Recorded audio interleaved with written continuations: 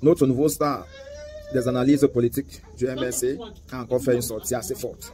Le professeur Moïse a fait un décryptage de l'actualité de sortie du préfet du Foundi et il profite de la situation pour nous donner un coup de droit.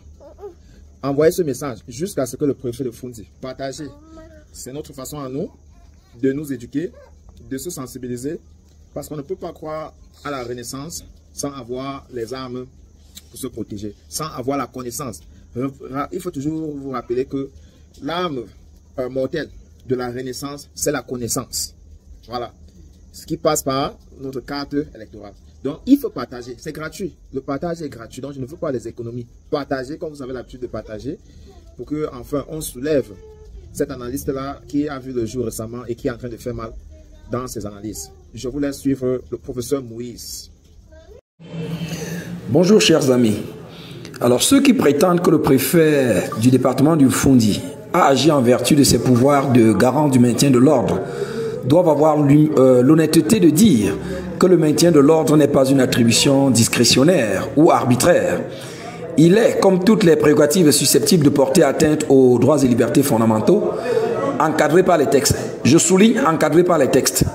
Alors, l'arrêté du préfet du Foundi tend en effet à mettre en péril des libertés fondamentales consacrées par la Constitution du Cameroun, laquelle Constitution reconnaît dans son préambule à chaque personne la liberté de mouvement, c'est-à-dire celle d'aller et de venir partout où bon lui semble sur toute l'étendue du territoire de la République.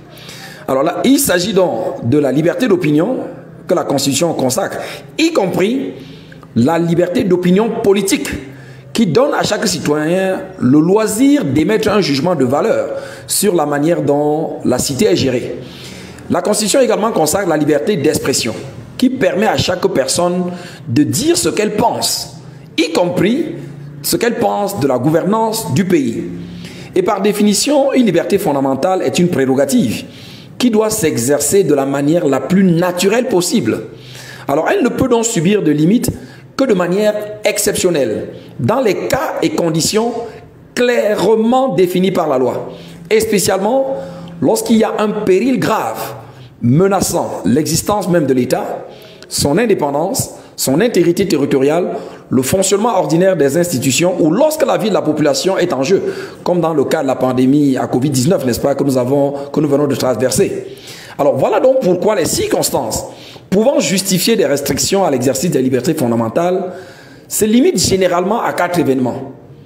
Un conflit armé, une catastrophe naturelle ou accidentelle, une menace terroriste ou une pandémie, comme la Covid-19 à laquelle je faisais allusion tout à l'heure. Alors, si justement l'article 36 du décret de 2008 fixant les attributions des chefs de circonscription administrative confère effectivement au préfet le pouvoir de veiller au maintien de l'ordre, il faut surtout relever que l'article 40 alinéa 1er du même texte, par exemple, précise très bien que le préfet dispose des forces de police, de la gendarmerie et de l'armée dans les conditions fixées par les textes en vigueur. Alors, c'est dire que les prérogatives dont peut se prévaloir un préfet dans le cadre de ses attributions de maintien de l'ordre sont minutieusement encadrées par les textes. Et il ne lui est pas permis d'outrepasser ces textes pour aller au-delà, sous peine de se rendre coupable d'excès ou d'abus de pouvoir au plan du contentieux administratif ou d'abus de fonction au sens du code pénal. Alors, et au Cameroun, à ma connaissance, le seul texte qui encadre le maintien de l'ordre est bien la loi numéro 90/54 du 19 décembre 1990, que le préfet du Foundi a d'ailleurs pris le soin de citer au visa de son arrêté. Et donc l'article 2 confine les autorités administratives à 4 initiatives limitativement énumérées qu'elles ne peuvent délibérément étendre. Alors d'après cet article 2 de la loi de 90 sur le maintien de l'ordre, il est clairement dit que les autorités administratives peuvent, en tout temps et selon le cas, dans le cadre des opérations de maintien de l'ordre public, prendre les mesures ci-après. Premièrement, soumettre la circulation des personnes et des biens à des contrôles. Ça veut dire qu'il ne s'agit pas de refouler les gens, d'expulser les gens, mais de contrôler la mobilité des personnes et des biens. Deuxièmement, requérir les personnes et les biens dans les formes légales.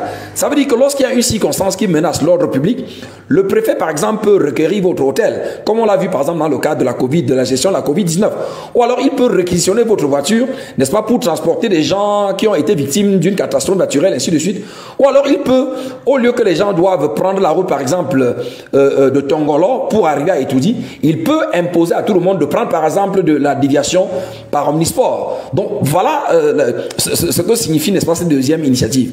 La troisième initiative, c'est de requérir les forces de police et de gendarmerie pour préserver ou requérir l'ordre. Et comme je venais de le dire, à l'article 40 du décret 2008, la réquisition des forces de police ou de gendarmerie se fait conformément au texte en vigueur. Ça veut dire, dans les règles prévues notamment par le code de procédure pénale ou bien la loi même sur le maintien de l'ordre.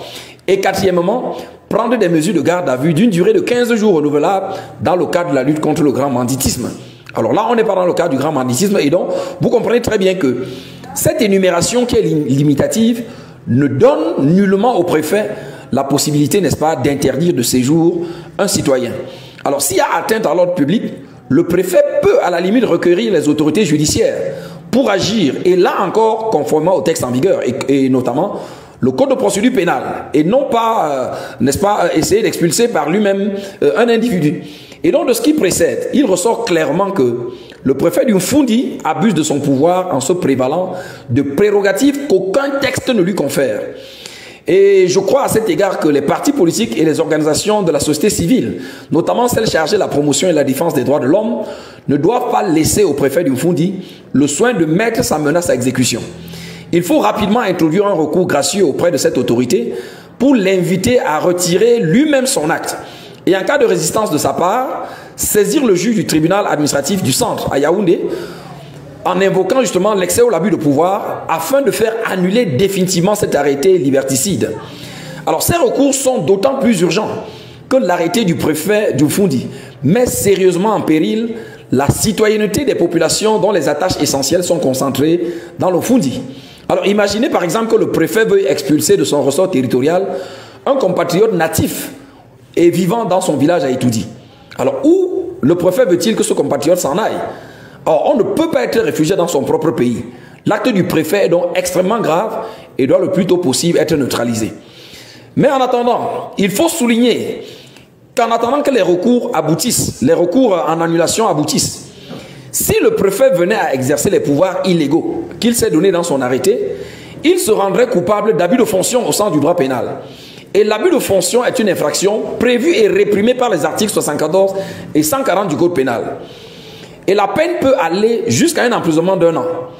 Or, le préfet ne bénéficie d'aucune immunité.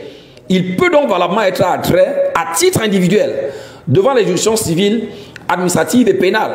Donc ça veut dire que si un individu venait à être atteint, n'est-ce pas, dans sa liberté par l'initiative du préfet, mais la personne a bien le droit, n'est-ce pas, de poursuivre le préfet au pénal.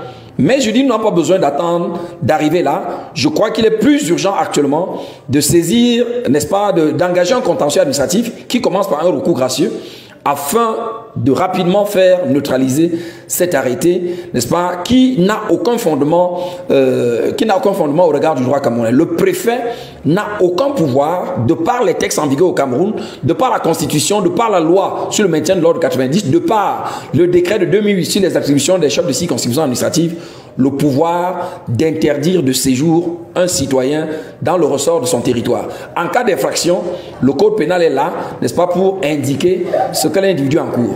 Merci beaucoup.